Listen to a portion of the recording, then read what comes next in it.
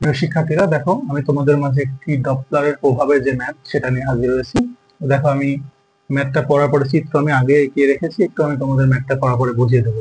আমি তোমাদের যে ম্যাথ গুলা করাবো এই সেম কন্ডিশন গুলা আমি তোমাদের পূর্বে দেখিয়ে এসেছি আমাদের বেসিক বোঝানোর সময়। বলতে দেখো, একটি ট্রেন বাঁশি বাজাতে বাজাতে একটি প্ল্যাটফর্মের দিকে 90 কিলোমিটার/আওয়ার বেগে অগ্রসর হচ্ছে।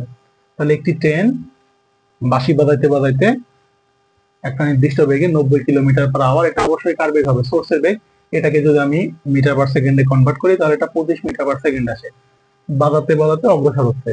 বাঁশির কম্পাঙ্ক 600 হার্জ, তাহলে এখানকার এফ এর মান কত হবে? 600 হার্জ। এবং শব্দের বেগ, এখানে বাতাসের শব্দের বেগ কত দেওয়া আছে? 325 মিটার পার সেকেন্ড হলে প্ল্যাটফর্মে দণ্ডায়মান কোন শ্রোতা, দণ্ডায়মান বলতে বলতে কি প্ল্যাটফর্মে দাঁড়ায় আছে, মানে প্ল্যাটফর্মে দাঁড়ায় আছে এমন কোন শ্রোতার কানে ওই শব্দের আপাত কম্পাঙ্ক কত হবে? দেখো আমি প্রত্যেকটা চিত্রের মাধ্যমে দেখাচ্ছি, যেহেতু প্ল্যাটফর্মে দাঁড়ায় আছে দণ্ডায়মান, সেহেতু এর বেগ কি হবে? 0 হবে। আর কি পরিমাণ শুনবে সেটা বের করতে বলছে। আমি বলি তোমরা যদি চিত্রের মাধ্যমে ম্যাথ করো তাহলে সেই ক্ষেত্রে আমাদের গিভেন ডেটা আলাদাভাবে তুলে দেখাতে হবে না। তো দেখো, তাহলে আমরা সূত্র তো একটাই জানি, এফ প্রাইম সমান কি? V plus V observer V minus VS into F. এখন দেখো এখানে দুইজন এ দাঁড়ায় আছে আর কি ডিস্টেন্স কমানোর জন্য চেষ্টা করতেছে না। কেউ কি ডিস্টেন্স বাড়াচ্ছে? কেউ যদি ডিস্টেন্স না বাড়ায় তাহলে তো কারোর বেগ নেগেটিভ না, সবগুলো পজিটিভ। তাহলে দেখো ভির মান হচ্ছে 325 প্লাস ভি অবজারভার হচ্ছে 0, তারপরে 325 মাইনাস ভিএস হচ্ছে 25 ইন্টু এফ এর মান কত? 600। তাহলে এখন যদি আমরা ক্যালকুলেটরে চাপ দিই, উপরে আছে 325, নিচে আছে হচ্ছে 300 ইন্টু কত? 600। তাহলে দেখো এটা হচ্ছে 650 হার্জ। তাহলে এখন দেখো, তার মানে এ আমার শব্দ উৎপন্ন করছে কত? 600 হার্জ। কিন্তু আমার কাছে মনে হচ্ছে কি এ শব্দ উৎপন্ন করছে কত? 650 হার্জ। আর দেখো নর্মালি কোনো কিছু যদি আমাদের কাছের দিকে এগিয়ে আসে আমরা তো বুঝতে পারি যে সাউন্ডের পরিমাণটা আমরা বেশি শুনি। এখানে তোমাদের প্রশ্ন হইতে পারে যে ভাই আসলে এখানে উৎপন্ন হচ্ছে 600 হার্জ, আমি 650 কিভাবে মানে শুনতে পাবো? আসলে দেখো এটা তো আমার কাছে মনে হচ্ছে। আশা করি ম্যাথটা তোমরা বুঝতে পেরেছো। দেখা হচ্ছে পরবর্তী ম্যাথে। শিক্ষার্থীরা, দেখো আমি তোমাদের মাঝে আরো একটি ম্যাথ নিয়ে হাজির হয়েছি। দেখো এই ম্যাথ আর পূর্বের ম্যাথের ভিতরে খুব একটা পার্থক্য নেই। দেখো বলতেছে একটি ট্রেন 72 কিলোমিটার/আওয়ার বেগে 50 হার্জ কম্পাঙ্কের হুইসেল বাজিয়ে স্টেশনের দিকে এগিয়ে যাচ্ছে। স্টেশনের দিকে এগিয়ে যাচ্ছে। স্টেশনে দাঁড়ানো কোনো ব্যক্তির নিকট শ্রুত কম্পাঙ্ক কত মনে হবে? তাহলে দেখো এখানে যদি একটা ব্যক্তি দাঁড়িয়ে থাকে, এটা ভি অবজারভার যেহেতু দাঁড়িয়ে আছে তাহলে 0। আর এদিক থেকে কি করতেছে? একটা ট্রেন যাচ্ছে, একটা ট্রেন যাচ্ছে। তাহলে ট্রেন কি শব্দ করতে করতে যাচ্ছে। এখন এই শব্দের মান দেখো দেওয়া আছে, এখানে এফ এর মান কত? 550 হার্জ। আর এখানে দেখো ভিএস কে একটা নির্দিষ্ট বেগে যাচ্ছে, সে বেগটা কত? 72 কিলোমিটার/আওয়ার। তাহলে এটাকে যদি আমি মানে কনভার্ট করি তাহলে মেবি 15 আসবে, সরি 20 মিটার পার সেকেন্ড বেগে এগিয়ে যাচ্ছে। এখন বলছে বাতাসের শব্দের বেগ, মানে এখানে যে তোমার ভি বাতাসে সেটা হচ্ছে কত? 340 মিটার পার সেকেন্ড। তাহলে বলতেছে যে বাতাসের শব্দের বেগ যদি এত হয় তাহলে কি কি পরিমাণ শুনবে সেটা আমাকে বের করতে হবে। তো দেখো পূর্বে আমরা এই ম্যাথ করছি, তাহলে এই ম্যাথ যদি আমরা করতে পারি তাহলে এফ সমান আমরা কি জানি? সরি, এফ প্রাইম সমান কি জানি? V plus V observer V minus VS into কত? এফ। তাহলে দেখো এখানে আমাদের ভি এর মান কত? 340 প্লাস অবজারভার হচ্ছে 0, 340 মাইনাস ভিএস হচ্ছে 20 ইন্টু এফ এর মান কত? 550। দেখো এই সেম টাইপের ম্যাথ কিন্তু আমরা পূর্বে করে আসছি। 340 মাইনাস 20 ইন্টু 550। তাহলে দেখো আমাদের কত আসছে? এটা 584.4 বলতে পারি, এত কি হার্জ। এই আমাদের অ্যান্সার। তাহলে এটা আমাদের পূর্বের ম্যাথের মতোই ছিল। এখন দেখো পরবর্তীতে আবার এই ম্যাথের আরেকটা অ্যান্সার হচ্ছে ট্রেনে বসে থাকা যাত্রীর কাছে শ্রুত শব্দের কম্পাঙ্ক কত মনে হবে? মানে একটা যাত্রী যদি ট্রেনের মধ্যে বসে থাকে তাহলে সে কি পরিমাণ কম্পাঙ্ক শুনবে সেটা আমাকে বের করতে বলছে। দেখো আমরা দ্বিতীয় ক্ষেত্রে যদি আমরা বের করতে চাই তাহলে সূত্র তো আমার একটাই, V plus V observer V minus VS into কি হবে? এফ। এখন দেখো আমি কি বলছিলাম, যদি মানে আমার ট্রেন চলতেছে এবং সেই ট্রেন সাউন্ড করতেছে, তার ভিতরে একটা যদি যাত্রী বসে থাকে তাহলে যেমন এই ট্রেনের বেগের সাপেক্ষে যাত্রীর বেগ শূন্য, তেমন কি যাত্রীর বেগের সাপেক্ষে কি হবে?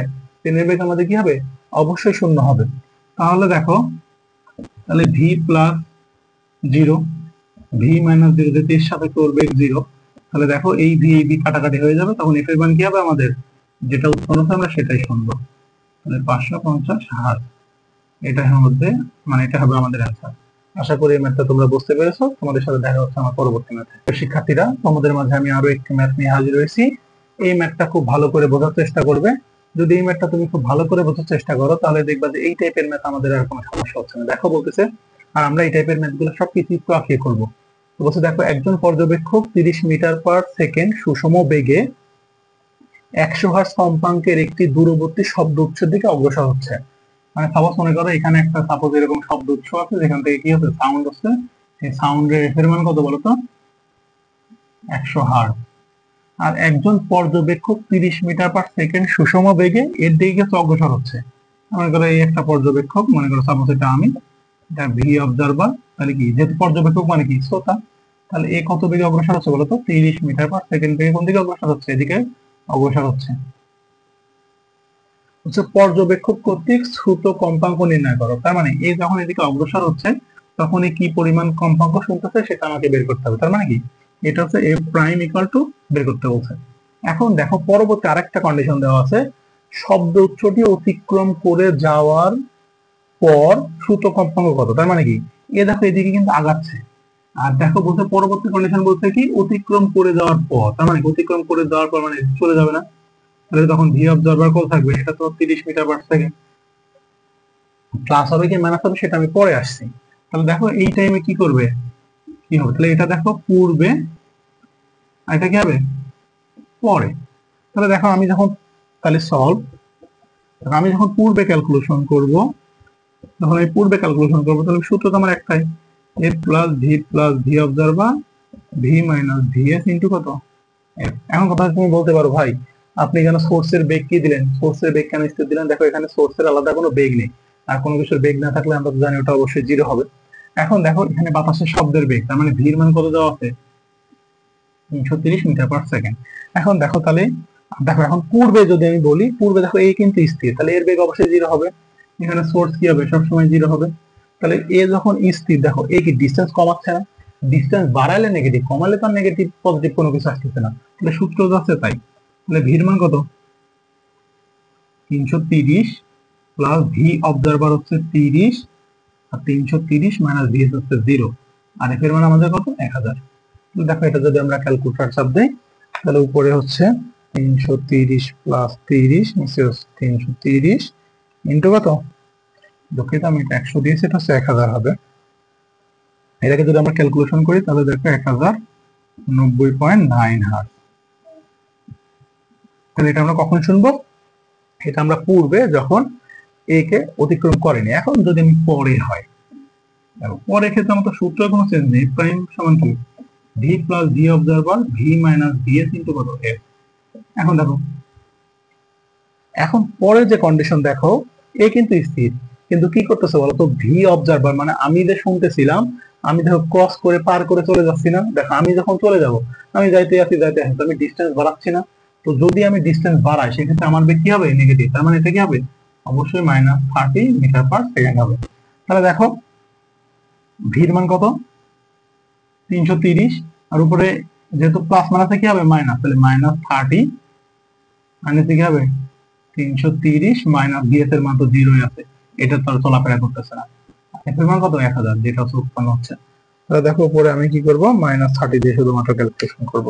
তাহলে দেখো এটা 909.09, তাহলে দেখো 909.09 হার্জ। আশা করি তোমরা যদি কন্ডিশন, আমি তোমাদের ম্যাথের বেসিক, আমি আবারও তোমাদের বলছি, এই ম্যাথের বেসিকের কন্ডিশন গুলো একটু ভালো করে তুমি বুঝে আসবা। যদি তুমি ভালো করে বেসিকের কন্ডিশন বুঝে আসো, এই ম্যাথ করতে আমার তোমার খুব একটা কঠিন মনে হবে না। তো আশা করি এই ম্যাথটা তোমরা খুব ভালো করে বুঝতে পেরেছো। যদি না বুঝতে পারো, তাহলে কমেন্ট বক্সে জানাতে পারো, আমি তোমাদের যে কোনো ভাবে বোঝানোর চেষ্টা করবো। চলো পরবর্তী ম্যাথ শুরু করা যাক।